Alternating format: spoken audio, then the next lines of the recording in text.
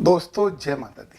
आज हम बात करने वाले हैं वृश्चिक लग्न के लिए कर्म भाव को एक्टिवेट कैसे किया जाए।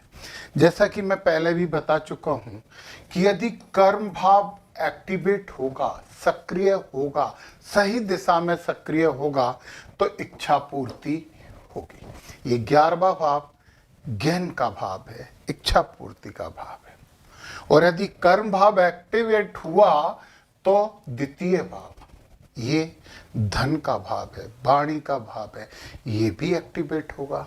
और यदि इस भाव को सक्रिय किया तो हमें सेवा से भी धन प्राप्त हो सकता है। और एक और बात बता दूं कि ये भाव सक्रिय हुआ, व्यापार, साझेदारी, पार्टनरशिप और जीवन साथी, ये भी सब अच्छे हो सकते हैं।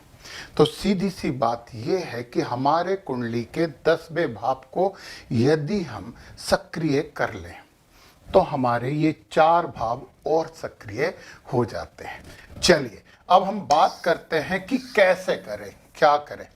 देखिए, लग्न आपकी मंगल की है, आप में ऊर्जा है, उमंग है, उत्साह है और क्रोध भी है।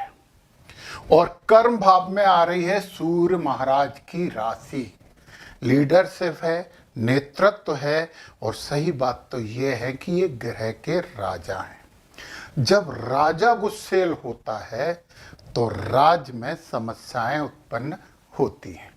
तो सबसे पहला 10वें भाव को सक्रिय करने के लिए आपको क्रोध पर नियंत्रण करना होगा। क्रोध को ऊर्जा में बदलकर कर्म क्षेत्र में सक्रिय आपको होना चाहिए।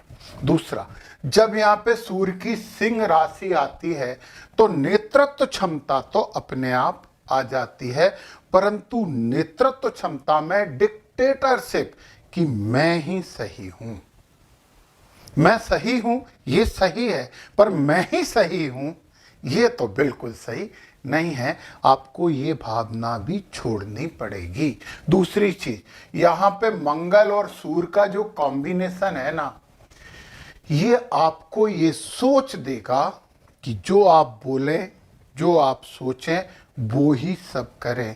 आपको इस भावना से भी उबरना होगा, बहुत जरूरी है ये चीज। और जब इन चीजों से उभरेंगे तो आपका कर्म भाव सक्रिय होगा।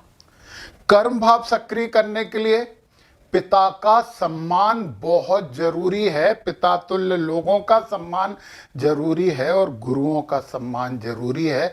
बड़ों का सम्मान भी आपको करना चाहिए, तो ही वृश्चिक लग्न के जात को आपका कर्म भाव सक्रिय होगा। और जब कर्म भाव सक्रिय होगा तो इच्छा पूर्ति होगी और फिर आपकी जमा पूंजी भी बढ़ेगी, आपको सेवा से भी लाभ मिल सकता है। क्योंकि यहाँ सूर्य की राशि कर्म भाव में आने का मतलब है कि आपको ऊपर वाले ने सरकारी कामों से जोड़ने के लिए ही जन्म दिया है। तो सरकार से तो आप जुड़ना पड़ेगा, प्रशासन से तो आप जुड़ोगे ही जुड़ोगे। तो मैं आपसे कहता हूं कि ये लग्न और ये कर्म भाव की राशि आपको आईएएस और आईपीएस भी बना सकती है। बस आपको मेहनत करनी होगी। कुंडली से भविष्य फल पता मत करिए, भविष्य की दिशा पता करिए और उस दिशा को सरल, सुगम और एनर्जेटिक बनाने के लिए वैदिक और पौराणिक उपाय करिए, सब कुछ अच्छा होगा। ये लग्न की बात हो रही है। अब देखिए, आप कर्म भाव को एक्टिवेट करने के लिए आपको क्रोध पे नियंत्रण करना पड़ेगा, डिटेक्टरशिप पे नियंत्रण करना पड़ेगा, बड़ों का सम्मान करना पड़ेगा, पिता की बात भी सुननी होगी और लोगों के नेतृत्व करना होगा, परंतु लोगों पर अधिकार नहीं जमाना होगा। तो आपकी सभी समस्याएं खत्म हो सकती हैं। अब यदि हम मान लें कि ये तो कर्म भाव खाली है, कर्म भाव खाली है, तो सूर्य कहां बैठे हैं? सूर्य कहां बैठे हैं ये देखिए और उस फील्ड से जुड़ जाइए, क्योंकि कर्म भाव के जो लॉर्ड बनते हैं वो सूर्य बनते हैं।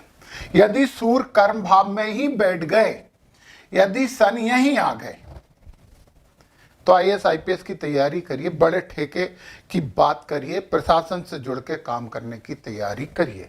और यदि सूर्य आपके बैठ गए हैं यहां, ये सोशल सर्कल का भाव है, दोस्तों का भाव है, ज्ञान का भाव है, समाज से जुड़ना होगा, समाज का नेतृत्व करने के लिए आप जन्मे हैं। परंतु मैं फिर से बोल रहा हूं कि नेतृत्व में हिटलर शाही नहीं आनी चाहिए, उनके दोस्त बनके, उनके साथी बनके नेतृत्व करना बहुत अच्छा होगा, आपको समाज में एक बड़ा पद भी मिल सकता है। और यदि सूर्य आपके 12 भाव में बैठ गए, 2 भाव में बैठ गए, अब आपको विदेशों से संबंधित कार्य करना चाहिए, एक्सपोर्ट इंपोर्ट का काम करना चाहिए। अपना जहां जन्म हुआ है उससे थोड़ा सा दूर जाके आप कार्य करिए, आपको निश्चित सफलता प्राप्त होने वाली है। और यदि सूर्य महाराज आपके केंद्र में ही बैठ गए, ये बड़ा विस्फोटक कॉम्बिनेशन है, मंगल की ऊर्जा और सूर्य की नेतृत्व क्षमता। आपका व्यक्तित्व चमकेगा, क्रोध से बचना होगा। आपकी आत्मा अपने बारे में सोचेगी, परंतु आपको लीडर बनना है तो आपको दूसरों के बारे में भी सोचना पड़ेगा। तो गुस्सा को, एंगर को थोड़ा सा कम करके अपने व्यक्तित्व से बहुत लाभ लीजिए। और सही बात बता रहा हूं, राजनीति में भी आप उच्च पद पर जा सकते हैं, नेतृत्व करना तो आप चाहते ही हो।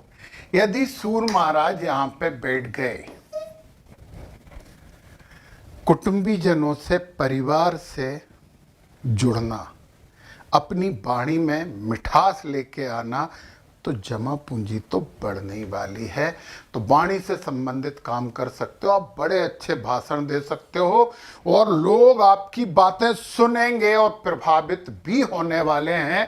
और यदि यहाँ सूर्य बैठ गए तो बहुत अच्छे हैं, आप पराक्रमी बनोगे, छोटी छोटी यात्राओं से आपको फायदा होगा, सोशल नेटवर्किंग, इंटरनेट वगैरह टेक्नोलॉजी से जुड़ के आप अच्छा काम करेंगे। और सूर्य यहाँ पे बैठ गए, ये माता का भाव होता है, ये सुख का भाव होता है। यहाँ बैठ के सूर्य सुख में थोड़ी सी कमी करते हैं, परंतु रियल एस्टेट से आपको जुड़ना चाहिए। हर शनि महाराज की राशि है, परंतु सूर्य बैठे हैं तो सूर्य का काम आपको करना चाहिए। माता से अच्छे संबंध रखिए, उनका आशीर्वाद लीजिए। तो सूर्य यहाँ बैठे तो आप आईएएस आईपीएस की तैयारी कीजिए, उसमें आप बहुत अच्छा कर पाएंगे। और यदि यहाँ सूर्य बैठे तो आप तो ठेकेदार बनने वाले हो, व्यापार करिए, परंतु अपने लाइफ पार्टनर से अच्छे संबंध आपको रखना चाहिए। फिर सूर्य अष्टम भाव में बैठ गए, अष्टम भाव में सूर्य बैठ गए, गूढ़ विद्याओं का आप अध्ययन करिए, एस्ट्रोलॉजी ज्योतिष में भी आप चमक सकते हैं। और यदि सूर्य नवे भाव में बैठे हैं तो धर्म से जुड़ जाइए, किसी धार्मिक संस्थान के आप हेड और लीडर बन जाएंगे, शिक्षा भी आपके लिए बहुत अच्छी होगी। और कर्म भाव में सूर्य बैठ गए तो फिर तो मैंने बोला है ना, आप प्रशासनिक अधिकारी बनने के लिए जन्मे हैं या फिर बहुत बड़े ठेकेदार बनेंगे। चलिए, अब यहाँ पे सूर्य की जगह दूसरे ग्रह बैठ गए, यहाँ पे चंद्रमा बैठ गए, सूर्य की जगह यहां पे चंद्रमा बैठ गए।